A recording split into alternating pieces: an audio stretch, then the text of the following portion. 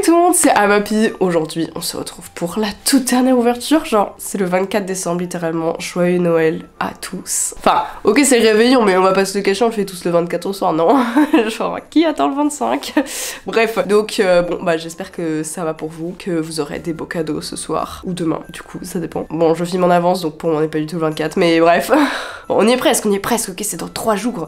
Bref, donc, c'est la dernière ouverture. C'est triste. En vrai, l'année prochaine va arriver vite, puisque les années passent de plus en plus rapidement, c'est une dinguerie. Mais bon, on va commencer donc par le calendrier Pokémon, juste ici. Je me demande qu'est-ce qu'ils vont mettre en 24. Est-ce qu'on a eu Pikachu? J'ai un doute si on a eu Pikachu. Si on l'a pas eu, ça va être lui, hein. Ça me dit rien qu'on l'ait eu. Oui, désolé, je me surélève un peu parce que j'ai mal aux pieds. Donc, on a la case 24-6, je pense que c'est Pikachu, mais du coup en mode Noël et tout, pas en mode basique. Voilà, on a Pikachu. Quand même, c'est un peu obvious, hein. Voilà donc le petit Pikachu, mais du coup il est pas en mode Noël, il est en mode dodo, un peu. Ou enfin non, pas dodo en fait, personne ne dort avec un bonnet Inesha.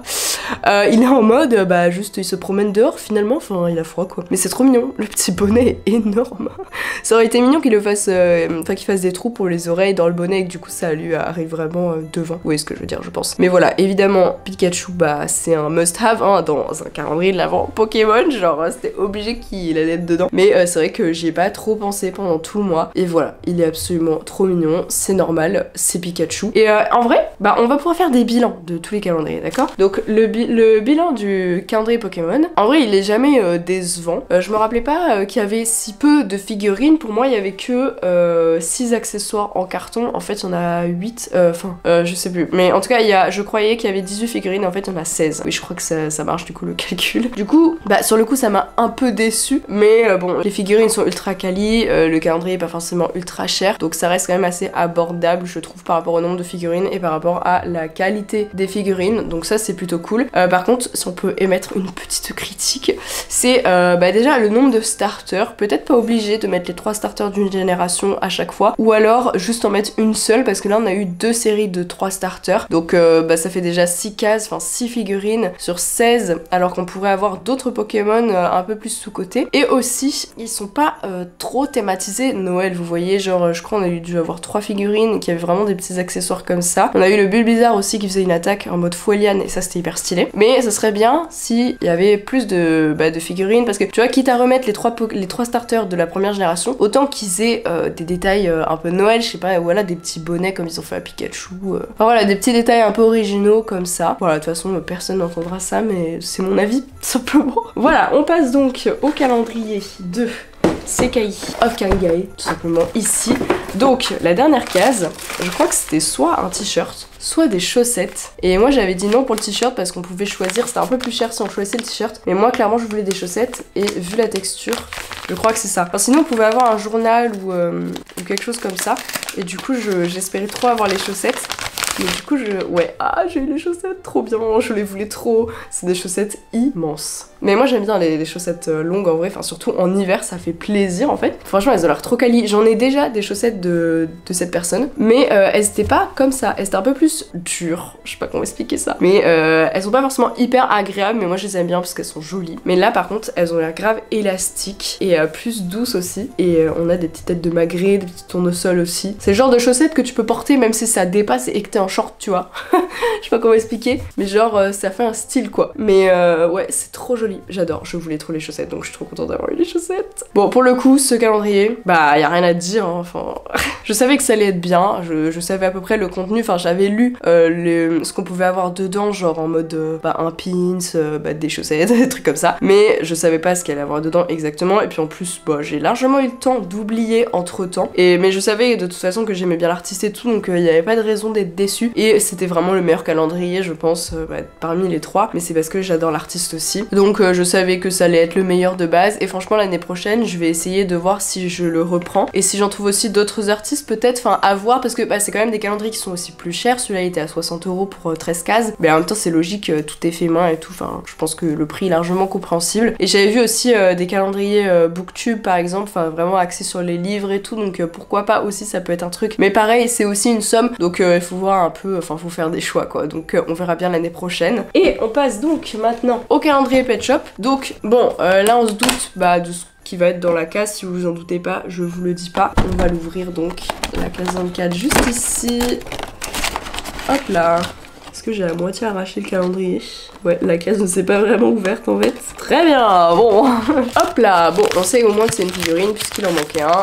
Et c'est donc le panda, voilà. Mais bon, en fait, ce qui est pas très intéressant avec ce panda, c'est que c'est un doublon.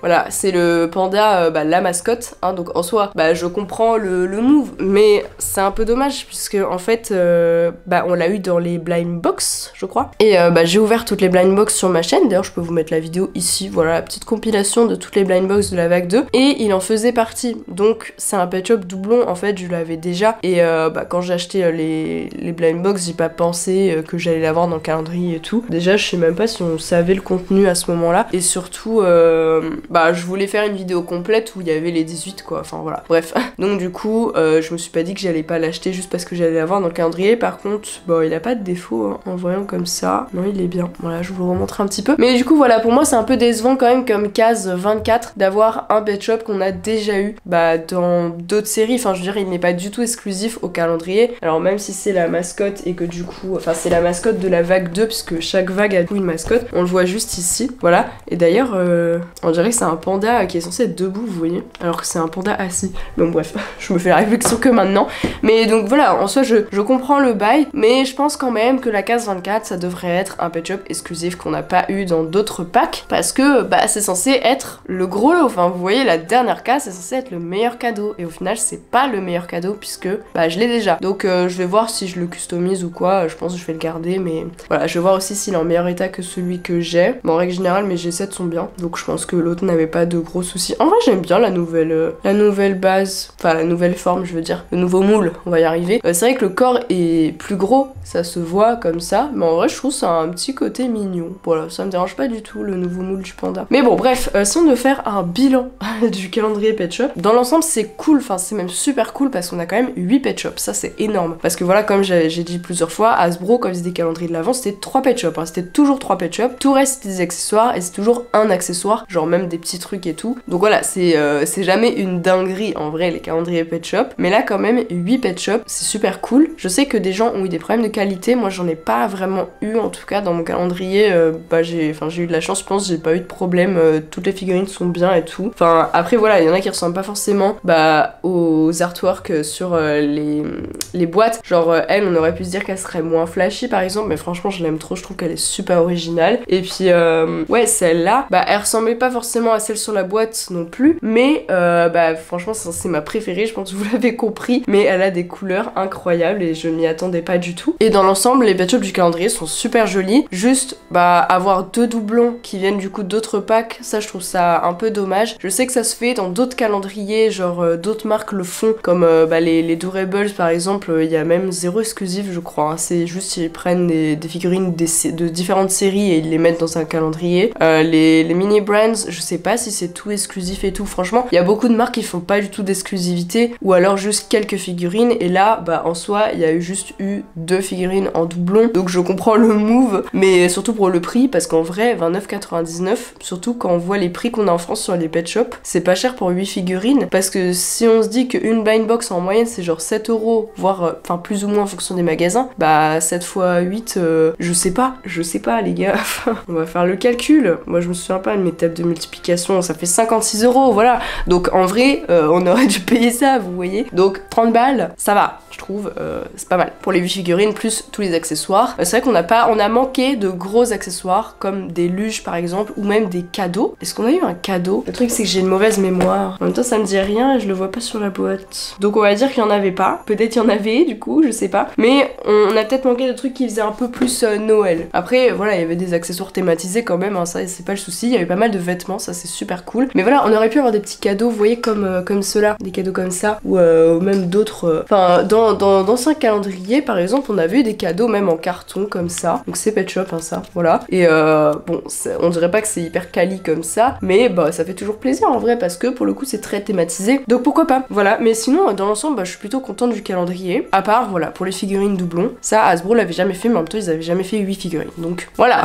J'ai tellement hâte de la vague 3 qui va bientôt arriver, je vous jure, là, ça va être des bangers. Je pense qu'ils vont plus se vendre vu qu'il y aura les formes populaires et tout, ça va peut-être ramener plus de gens, je sais pas. Mais bon, bref, je pense que j'ai assez parlé dans cette vidéo. J'ai beaucoup aimé faire les vidéos une fois par jour pendant tout le mois de décembre, enfin jusqu'au 24. C'était super cool, j'espère que vous avez aimé aussi cette série. J'ai trop hâte d'être l'année prochaine pour en ouvrir de nouveau. J'essaierai d'en avoir plus, mais après je sais pas, ça dépendra des finances à ce moment-là, on verra bien. Mais bon, voilà, j'espère que cette série vous aura plu, que vos calendriers à vous auront plu aussi, et que vous aurez des cadeaux super cool à Noël. Voilà. Du coup, je sais pas si je vais sortir une vidéo dimanche, à voir si j'ai le temps de filmer, là je sais pas, vu que je vais partir, vous savez. Voilà, je sais pas du tout. Mais sinon, on se revoit peut-être en 2025. Bref, j'espère que cette vidéo et toute cette série en global vous a plu. N'oubliez pas de vous abonner à la chaîne, et nous, on se retrouve peut-être dimanche pour une nouvelle vidéo. Bisous!